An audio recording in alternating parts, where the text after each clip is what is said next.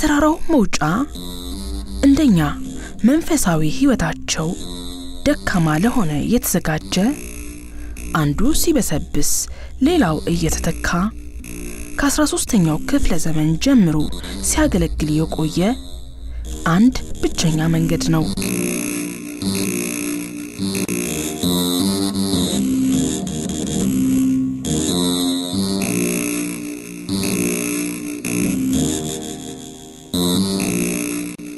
የግንድ ጉራጆች እርስ በእርስ ተደራርበው 46 ሜትር ርዝመት ያህል ሽቅብ በእንብርክክ አውጥተው ከተራራው አናት ላይ አኑረውናል።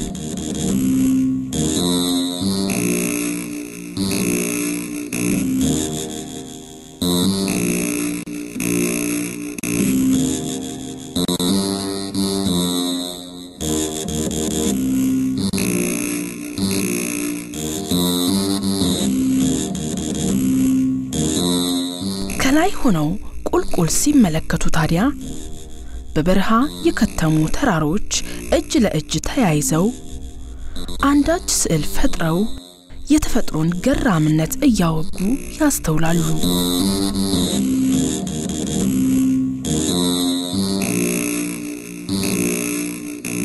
ቦታው ከ12ኛው ክፍለ ዘመን ጀምሮ ለምናኔ የተመረጠ ለነፍሳቸው ያደሩ ጻድቃን መነኮሳትን እያፈራረቀ ያኖረ አያሌ ገድላትን ያስተናገደ ነው። እና አቡነ ተክለ ሃይማኖት ከዚህ ቦታ ላይ መተው የመጀመሪያ ነገር ሃይማኖትን ካስተማሩ በኋላ ወደ ምንናው ህይወት ሲገቡ ወደ ምልኩስናው ዓለም ሲገቡ ከዚህ ቦታ ላይ መጀመሪያ ምናኔ ህይወት ሲጀምሩ ከዚህ ቦታ ላይ እንደሆነ ነው ገድላቸው የሚናገረው። የአቡነ በጸሎተ ሚካኤል ገድል የሚናገራልና ለ12 ዓመት ያህል እዚህ ቦታ ላይ አገልግለዋል ማለት ነው አቡነ በጸሎተ ሚካኤል። አሁን ላይ በተለያየ ዘመን ማረፊያቸው ባደረጉት ሁለት ገዳማውያን አባቶች ስያሜ አባ ጊዮርጊስ ዘጋስጫና አባ በጸሎተ ሚካኤል አንድነት ገዳም ተብሎ ይጠራል።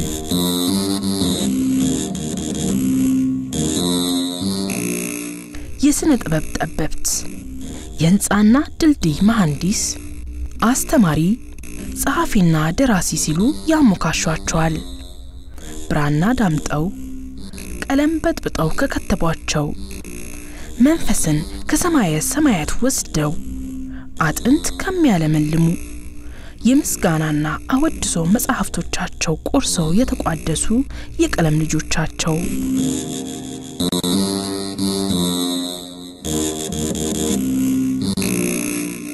የኝህን ጠበብት መነኩሴ ገድላቸውን ለመተረክ 655 ዓመታትን ወደ ኋላ መሄድና ከታሪክ መዛግብት ዋሻ ውስጥ ዘልቆ መግባት ያሻል።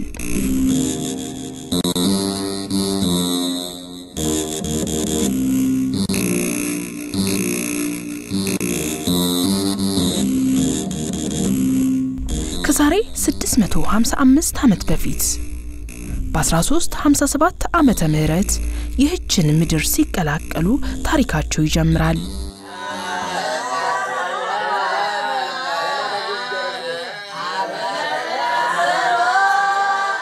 እንደ ዘመኑ የተዋህዶ ተከታዮች ሁሉ ጥበብን ከታላላቆቻቸው ለመቅዳት የ12ኛው ክፍለ ዘመን የምሁራን መፍለቂያ ዩኒቨርሲቲ እየተባለ ዛሬም ድረስ በሚጠራው የልሂቃን መፍለቂያ ከሆነው ሐይቅ እስጢፋኖስ ገዳም ገብተው ከአባቶች እግር ስር ዝቅ ብለው ተቀምጠው ለመጪው ዘመን የሚሆን የእውቀት መንገድን ደልድለዋል።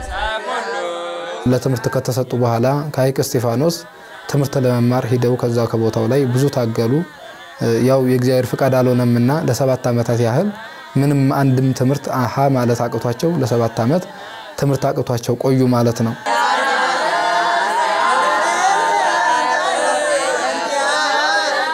አያሌ ጠቢባንና ምሁራንን ባፈራው በዚህ ገዳም አባ ጊዮርጊስ ዘጋስጫ እንደ ኢትዮጵያዊው ሊቅ ቅዱስ ያሬድ ሁሉ ግና በጠዋቱ ወድቆ መነሳትን ተስፋ ለመቁረጥንና ትጋትን ለመጪው ጉዟቸው ስንቅ አድርገው የድል ፍሬያቸውን በተማጽኖ ሲጠባበቁ ቆይተዋል። ሌት ከቀን ዘጠኝ ቅርጫት እየፈጩ ለሐይቅ እስጢፋኖስ ለመነኮሳቱ እያገለገሉ እመቤታችንን ይማጸኑ ነበር ይላል። ሌት ከቀን እያለቀሱ እመቤቴ ሆይ ወይ ትምህርቴን ግለጭልኝ ወይ ሕይወቴን ውሰጂ እያሉ ያለቅሱ ነበር ይላል። እግዚአብሔር አምላካችን የነገሩትን የማይረሳ የለመኑትን የማይነሳ አምላካችን ጸሎታቸውን ሰማቸው፣ ለቅሷቸውን ሰማቸው አባታችን አባ ጊዮርጊስን ማለት ነው። ከአዋቂዎች ዘንድ በቀሰሙት ዕውቀት ብርሃን ይፈነጥቅላቸው ሚስጥራት ይገለጹላቸው ዘንድ መንፈሳቸውን ለፈጣሪ አስገዝተው የስጋን ተጋድሎ ድል ከነሱ በኋላ የታላላቆቻቸውን ፈለግ ተከትለው ምንኩስናን በጥበብ አጅበው ለእልፍ አእላፍ ትውልድ የሚዳረስ የጥበብ ማዕድ ሰንቀው አልፈዋል። አባ ጊዮርጊስ ዘጋስጫ ትልቁ ታሪካቸው አባታችን በድርሰት ነው የሚታወቁት። አባታችን እስከ ውጭ ድረስ በስነ ጽሁፍ ነው እንግዲህ የሚታወቁት። አባታችን ብዙ መጻሕፍቶችን ጽፈዋል። በ60 ዓመት እድሜ ውስጥ ከ40 በላይ መጻሕፍትን መጻፍ ምን ያህል ጊዜያቸውን ለመጻሕፍት ሰጥተው እንደነበረ ነው የሚያመለክት። ስለ መድኃኒት ቅመማ ቢሆን መጽሐፈ ፈውሴ የሚባል መጽሐፍ የደረሱት መጽሐፍ አለና ብዙ መጻሕፍቶችን ደርሰዋል ማለት ነው። ቦታውም ደብረ ባህሪ በመባል ይጠራል።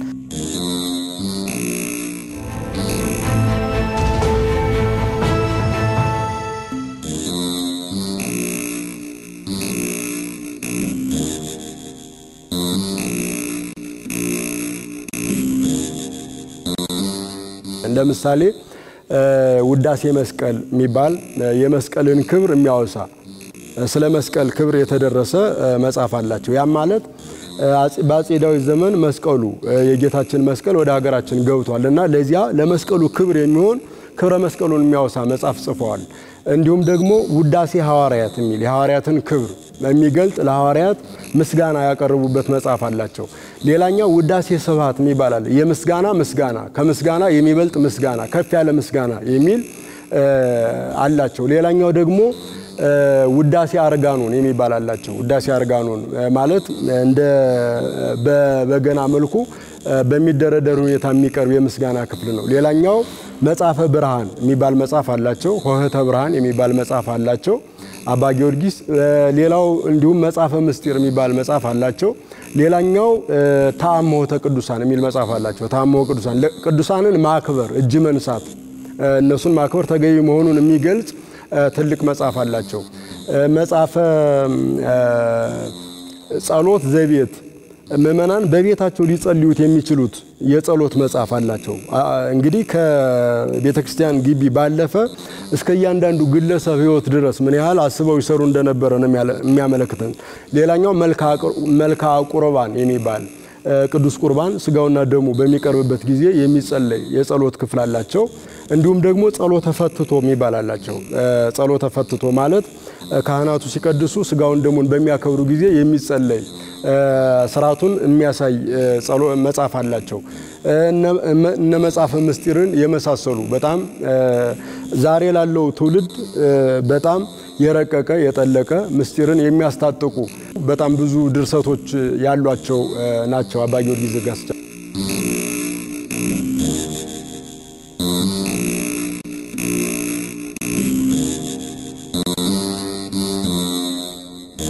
ቤተክርስቲያናችን በስመ አብ ተብላ የምትከፈተው እንደምታውቁት በሰዓታት ነው።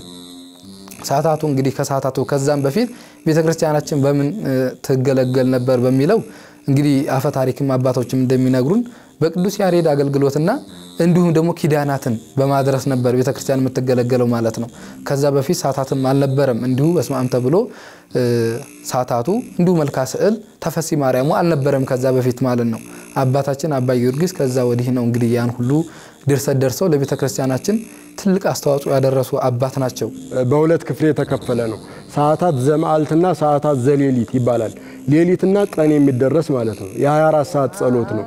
ለሌሊቱ ለብቻ ለመዓልቱ ለብቻ። ሰዓታት ማለት በየሰዓታቱ የሚደረስ ነገረ መለኮት ያለበት የእመቤታችንን ክብር የሚገልጥ ነገረ መላእክትን የሚያወሳ ክብረ ቅዱሳንን የሚያነሳ ክፍል ያለበት የምስጋና ክፍል ነው። ሰለስተ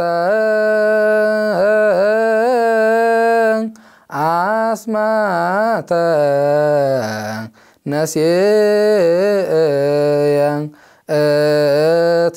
እትመረጎዝ እመኒ ወደቁ እትነሳእ ወእመኒ ሆርኩ ውስተ ጽልመት እግዚአብሔር ያበርህ ሊተ በእግዚአብሔር ተወከልኩ ብለው እንግዲህ አባታችን ሀሌ ብለው እንግዲህ በስመ አብ ብለው ይሄን ነው እንግዲህ ሲጀምር የሳታቱ መጀመሪያ ማለት ነው።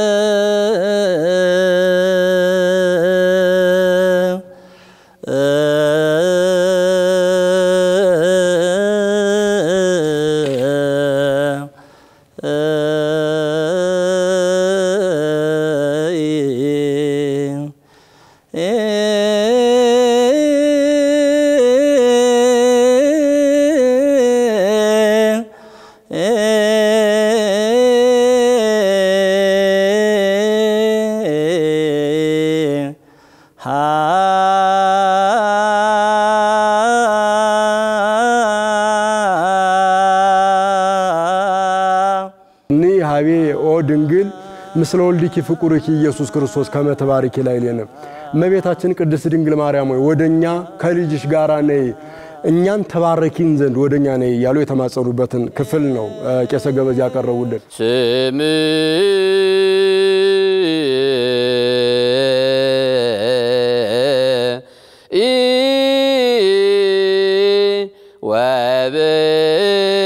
ወበካያ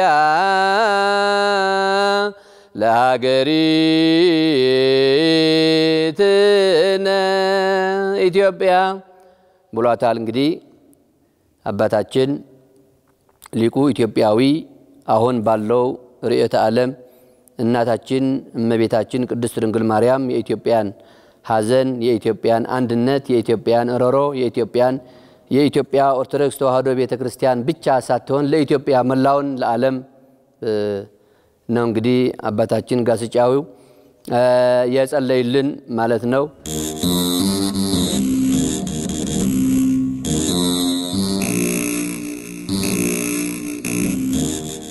ከ47 ያላነሱ መጻሕፍቶች እንደደረሱ ነው የሚታወቀው። ግን ከነዙት ውሱኖች ናቸው አሁን ቦታው ላይ የሚገኙት። ብዙ ቅርሶችም ሆነ መጻሕፍቶች ተሰውረው እንዳለ ነው አባቶቻችን የሚያስረዱን ማለት ነው። እና ከዛ ጋር እቃዎቹ መቀመጣቸውን ይመስለናል እንግዲህ እንደተሰወረ ማለት ነው። ከሊቅነታቸው የተነሳ ኢትዮጵያዊ ቄርሎስ እየተባሉ የሚጠሩ እንግዲህ ቄርሎስ የተባለው የቤተክርስቲያን ሊቅ ብዙ መጻሕፍትን በመጻፍና በማርቀቅ የሰማውን ነገር አንድ ጊዜ እንደ ካሜራ በማስቀረት የሚታወቅ ሊቅ ነውና እኚህ ቅዱስም ኢትዮጵያዊ ቄርሎስ የኢትዮጵያዊ ቄርሎስ እየተባሉ ተጠርተዋል።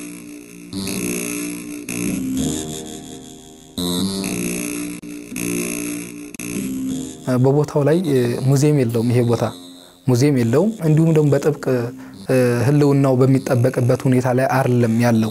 ከዛ አንፃር ነው እኛ አሁን በቦታችን ላይ በሰፊው ምንድነው እንግዲህ ብዙ ታሪክን ለማስፋፋት እንዲሁም ታሪክን ለትውልድ ለማስተላለፍም ሆነ ለማሳወቅ እናንተ ታገላላችሁ። ግን አሁን ይሄ ታሪክ በሚታወቅበት ሰዓት እንዲሁ መልካሞች እንደበዙ ሁሉ ተኩላዎችም አሉ። የኛን እንደምታውቁት ብዙ ብራናዎች እየተሰረቁ ወደ ውጪ እየተዘረፉ የሚወጡበት አጋጣሚ ነው ያለው። እኒህ ቅርሶች ደግሞ በጥንቃቄ ካልጠበቅናቸው ለሀገርም ሆነ ለኛም ቢሆን ትልቅ የታሪክ ውድመት ከገጠመው ለሁሉም ስጋት ስለሚሆን ነው እንግዲህ እኛ እንደራሳችን ቦታው በጥንቃቄ እና ብዙም ያጠባበቁ እንትን ያቀማመጡ እንትን ብዙም ለህልውናው ችግር ስለሚፈጥርበት ነው።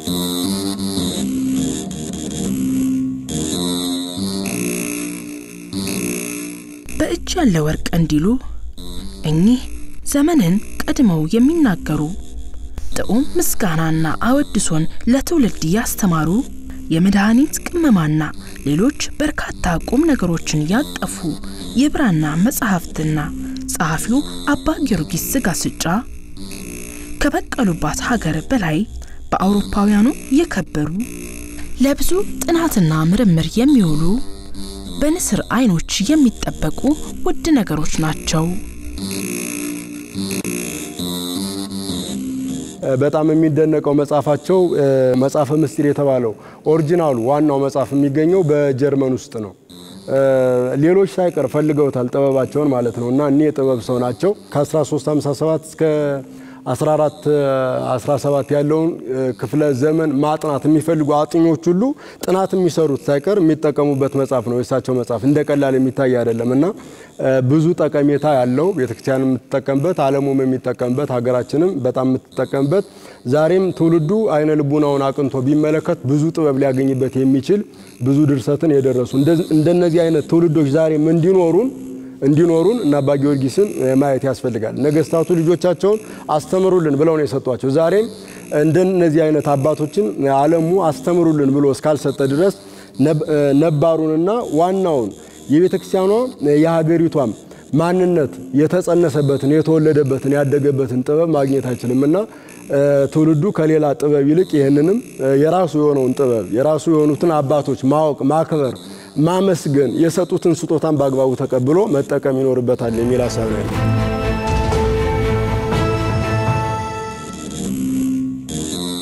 ባለማዕረገ ብዙ አባ ጊዮርጊስ ዘጋስጫ ተናግረው የማሳመን ተከራክረው የመርታት አስተምረው የማብቃት ችሎታን የተካኑ በነገስታትና ሹማምንቶች ዘንድም ታላቅ ከበሬታን ያተረፉ አንደበተ ርዕቱ ታማኝ አገልጋይ እንደነበሩም ይነገርላቸዋል። አፄ ዘርዓ ያዕቆብ አሁን በፍልስፍና ይታወቃሉ በመጽሐፍ ደራሲነት ይታወቃሉ የእመቤታችንን ምስጋና መልከ ማርያም የተባለውን በመድረስ ይታወቃሉ ብዙ መጽሐፍት አሏቸው ይህንን ብዙ መጽሐፍት ማፍለቅ የተማሩት ከአባ ጊዮርጊስ ዘጋስጫ ነው እና አባ ጊዮርጊስ በቤተ መንግስትም በገዳማትም በአበው ዘንድ የሚከበሩ በቤተ መንግስትም በጣም የሚከበሩ የሚፈሩ የሚወደዱ አባታችን እንግዲህ ከዚህም እየወጡ በውጭም ነገራት ሃይማኖትን በማስተማር እንዲሁም ደግሞ እንግዲህ የተለያዩ አምልኮ ባይድን እንዳያመልኩ በመከላከል እየተንቀሳቀሱ ከዚህ ቦታ ላይ እየሄዱ ብዙውን አስተምረዋል ማለት ነው። ያጼ ዳዊትን ልጆች ለማስተማር ወደ ቤተ መንግስት ተጠርተው ያጼ ዳዊትን ልጆች በሙሉ አስተምረዋል። እነ አጼ ዘርዓ ያዕቆብን እና አጼ ይስሐቅን እና አጼ ቴዎድሮስን እና ቴዎፍሎስን እንዲሁም ብቸኛ የሆነች ሴት ልጃቸውን እሌኒን እኒን ሁሉ አስተምረዋል።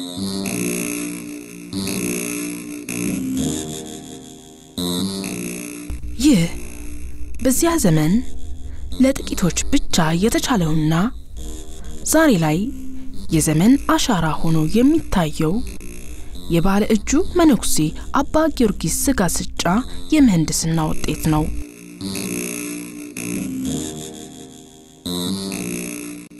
አባ ጊዮርጊስ ዘጋስጫ ከፈጣሪ በተገለጠላቸው ጥበብ ታግዘው በውጭና በውስጥ በኩል 4 መግቢያ ያለውን እዚያው ከአለቱ ተፈልፍለው በቆሙ ምሰሶች ያጌጠ ቅኔ ማህሌት ቅድስትና በድንግል ማርያም በቅዱስ ኡራኤልና ነፍሳቸው ከስጋቸው ከተለየች በኋላ አጽማቸው ያረፈበትን በራሳቸው ስያሜ የሰየሙትን ባለ 3 ክፍል መቅደስ ያለውን ቤተ አምልኮ ከአንድ ወጥ አለት ሲፈለፍሉ በርካታ ተአምራት ይደረግላቸው እንደነበርም ገድላቸው ያወሳል።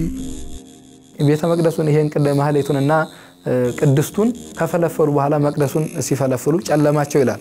በከመ ፈቀደ ይገብር ወበከመ ሀለ ይፈጽም አልቦ ዘይክል ተዋስኦቶ ዘንተ ሀለ ዘንተ አይሰምከ ወዘንተ አሰነይከ ብለው ተናግረዋል ማለት ነው። ይሄው ምን ማለት ነው? አባታችን አባ ጊዮርጊስ እንደወደደ ይሰራል እንደፈቀደም ያደርጋል ይሄን አጠፋ ይሄን አሳመርክ ብሎ የሚከራከር ወይ የሚናገርህ ማን ነው ብለው እንደወደደ ያደርጋል እንደፈቀደም ይሰራል ብለው በተናገሩ ሰዓት ይሄ ከሳታታቸው ድርሰት ውስጥ አለ። ይሄን ብለው በተናገሩ ሰዓት ቅዱስ ሚካኤል በሰይፍ መቅደሱን ከላይ መታላቸው ይላል። እንግዲህ በዛ ብርሃን እያዩ ያን ቤተ መቅደሳቸውን ፈለፈሉት። አሁንም ያው ወደ ውስጥ መግባት ስለማንችል ነው እንጂ ወደ መቅደሱ ብርሃኑ አለ ማለት ነው። ዝናብ ያዘንብም ብርሃኑ ግን እስከዛሬ እንገለገልበታለን በዛ ማለት ነው።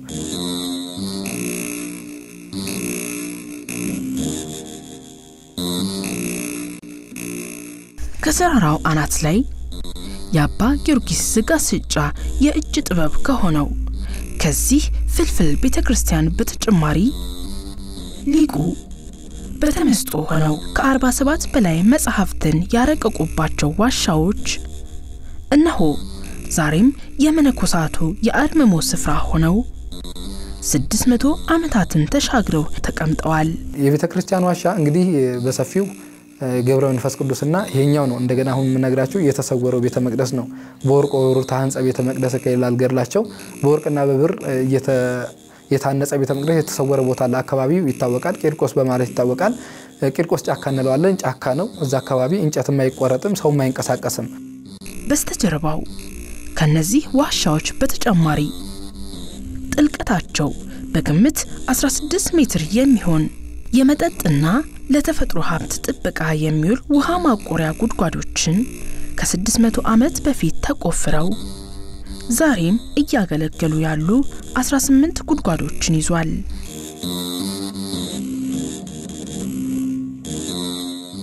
መንፈሳዊ ጥንካሬያቸው ለሰው ልጅ የከበደው ሁሉ እንዲቻላቸውና መልካሙን ሁሉ እንዲያበጁ ያስቻላቸው አባ ጊዮርጊስ ዘጋስጫ አለት ፈልፍለው በጥበብ ካቆሙት ኪነ ህንጻ በተጨማሪ ወንዝ ተሻግረው ከወዳጆቻቸው ጋር ይገናኙና ስለ ፍቅር፣ ስለ አንድነት፣ ስለ ሰላም፣ እግዚአብሔርን ስለ መፍራት ይመክሩ ዘንድ በጊዜው ከአፍ እስከ ገደፉ ሞልቶ እንቅፋት የሚሆንባቸውን ወለቃ ወንዝ በመሃሉ አፈር በትነው ድልድይ ሆኖ እንዲያሻግራቸው የማድረግ ያህል ተችሏቸዋል። ይህም ሊቁን የስነ ህንጻ ብቻም ሳይሆን የድልድይ መሐንዲስ አሰኝቷቸዋል።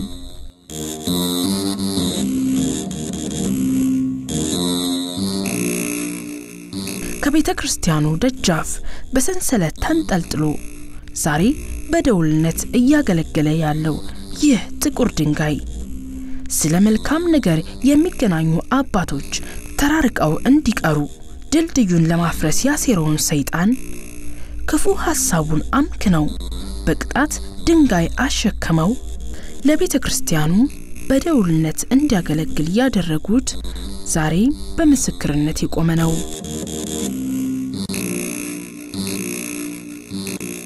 ከ60 ያላነሱ መነኮሳት አሉ።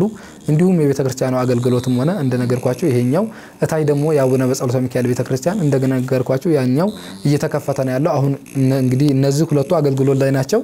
ያንኛው ደግሞ አሁን እየተስተካከለ ነው። ቢያንስ ከ11 እስከ 12 ያላነሱ ካህናት አሉ ማለት ነው። እነዚህ ቤተ ክርስቲያኖች እያገለገሉ ነው። እንዲሁም ደግሞ ለምግባቸው የሚሆነው በእደ ጥበብና እንደምታውቁት የጻድቁ አባታችን ሰፊ ድርሰቶቻቸው አላቸው። እነዛን ድርሰቶች በማሳተም እስካሁን አቅም ስላልነበረው ብዙም ድርሰት የማሳተም ሆነ እነዛ ነገሮች የማስፋፋት ስራ አልተሰራም። አሁን ግን ቢያንስ ከ3 ዓመት ወዲህ ድርሰቶቻቸው እየታተሙ ነው ያለው። እንግዲህ ለህዝብ እየቀረቡ ነው ያሉት።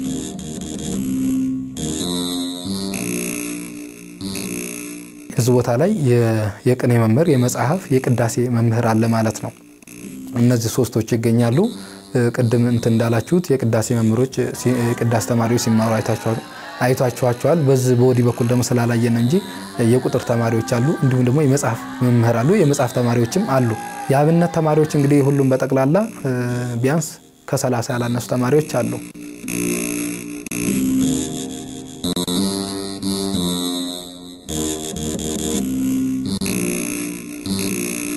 እስከዛሬ ቦታ ብዙም እውቅናም አልነበረውም። እንግዲህ በታሪክ ቢታወቁም አባታችን ቦታው ላይ ደርሶ ግን ህዝቡ የቦታውን ታሪክ እንዲሁም ደግሞ ቅርሶችን ለማየት አልታደለም። ዛሬ ግን እንደ እግዚአብሔር ፈቃድ ህዝቡ ቦታውን አይቶ በረከት የሚያገኝበት ታሪኩንም የሚያውቅበት አጋጣሚ እየተፈጠረ ነው ማለት ነው። መንገዱ እዙ ገዳሙ ድረስ ገብቷል። ከእንግዲህ በኋላ ግን ህዝቡ ቦታው ላይ መጥቶ ታሪኩን በመረዳት እንዲሁም ደግሞ ለገዳሙ የሚያስፈልገው ነገር ድጋፍ በማድረግ ታሪኩ እንዲቆይልንና ቦታውን ህልውና መጠበቅ የሁላችንም ግዴታ ይሆናል ማለት ነው። ለወደፊቱ በሰፊው ህዝቡ የሚገለገልበት አጋጣሚ እንደሚኖር ተስፋ አለን።